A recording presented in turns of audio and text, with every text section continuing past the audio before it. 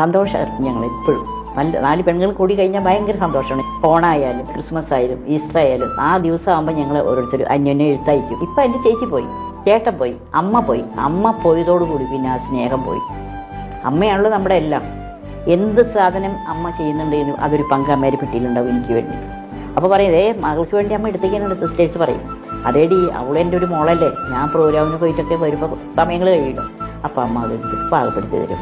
അമ്മ എന്ന് പറയുന്ന ഒരു വസ്തു ലോകത്തിൽ ഏറ്റവും അനുഗ്രഹിക്കപ്പെട്ടതാണ്.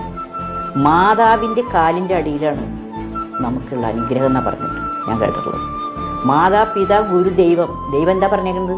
നിങ്ങളെ 10 മാസം ചുമന്ന് പറ്റ അമ്മയെ സ്നേഹിക്കുക, അതിന് ശേഷം മതി എന്നെ. ഈ അനുഭവം എന്നെ പഠിപ്പിച്ചിട്ടുണ്ട്.